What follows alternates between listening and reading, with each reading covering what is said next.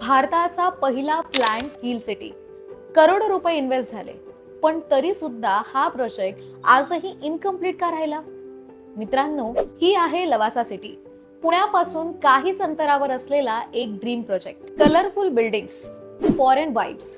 इथे गेल्यावर काही क्षणासाठी तुम्हाला असं वाटेल की तुम्ही भारतात नाही तर चक्क युरोपमध्ये आलाय. तर या लवासा सिटी मागे एक असा प्लॅन होता की एक अशी सिटी तयार करायची आहे की ज्यामध्ये लोक राहतील, काम करतील आणि वीकेंडची एन्जॉयमेंट सुद्धा करतील. आणि अखेर 2000 साली हिंदुस्तान कन्स्ट्रक्शन कंपनीने हा प्रोजेक्ट लॉन्च केला. जसं या लॉन्चची बातमी बाहेर पसरली तसं इन्व्हेस्टर्स, बरेचसे टुरिस्ट आणि इतर जे इन्व्हेस्टर्स होते त्यांनी पटापटा या प्रोजेक्टमध्ये आपले फ्लॅट्स आणि जागा घ्यायला सुरुवात केली आणि सगळं काही अगदी परफेक्ट दिसत होतं. पटापटा बुकिंग्स होत होत्या आणि ऑलमोस्ट प्रोजेक्ट सोल्ड झाला होता. पण हे सगळं जितकं दिसत होतं तितकं परफेक्ट अजिबात नव्हतं. काही वेळाने प्रॉब्लेम सुरू झाले. सगळ्यात पहिला प्रॉब्लेम आला तो म्हणजे एन्व्हायरमेंटल क्लिअरन्सचा, आणि त्यानंतर फॉरेस्ट लँड आणि हिल कटिंग यांसारखे ऑब्जेक्शन सुद्धा सुरू झाले आणि इथे सगळा गेम पलटला. या सगळ्यामुळे प्रोजेक्ट काही वेळासाठी थांबवला गेला आणि या सगळ्यामुळे झालं काय तर या प्रोजेक्टची कॉस्टिंग इतकी जास्त वाढली की ज्यांनी ती सिटी बनवण्याचा निर्धार केला होता त्यांचा कॉन्फिडन्स अगदी लो झाला. एवढंच नाही तर यासोबत फायनान्शियल इश्यूज सुद्धा सुरू झाले.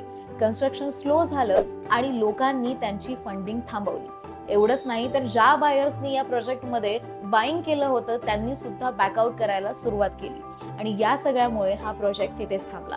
इथे बऱ्याचशा बिल्डिंग्स कंप्लीट झाल्यात, पण त्याहूनही जास्त बिल्डिंग्स अजूनही तशाच अधुऱ्या राहिल्यात. आणि या सगळ्यामुळे जी फ्युचर स्मार्ट सिटी प्लॅन केली गेली होती ती कधी कंप्लीट झालीच नाही. आणि आजच्या तारखेला ही लवासा सिटी टोटली बंद पडली.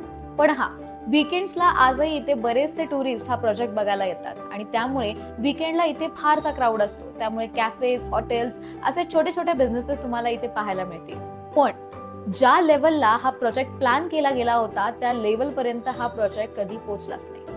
आता मित्रांनो, ही पूर्ण स्टोरी सांगण्यामागे काय उद्देश होता तर जेव्हा तुम्ही रिअल इस्टेटमध्ये इन्व्हेस्ट करायचं प्लॅन कराल त्यावेळी फक्त ड्रीम प्रोजेक्ट आहे किंवा फ्युचरमध्ये हा काहीतरी वेगळं होणार आहे याचा विचार करून कधीच इन्व्हेस्टमेंट करू नका. तर त्यासाठी एन्व्हायरमेंटल क्लिअरन्स आहे का, सगळे डॉक्युमेंट्स किंवा ज्या परमिशन्स आहेत त्या लिगली अप्रूव्ड आहेत का, आणि ज्या डेव्हलपरकडे किंवा ज्या बिल्डरकडे तुम्ही तो प्रोजेक्ट घेताय त्याच्याकडे फायनान्शियल स्ट्रेंथ आहे की नाही, या सगळ्या गोष्टींचा विचार करा आणि त्यानंतरच इन्व्हेस्टमेंट करा.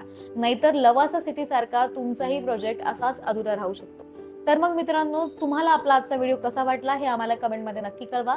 व्हिडिओला लाईक करा, शेअर करा आणि अशाच नवनवीन व्हिडिओसाठी तुमच्या आवडत्या प्लॉट ज्ञानला सबस्क्राईब करायला अजिबात विसरू नका. भेटूयात एका नव्या व्हिडिओसोबत.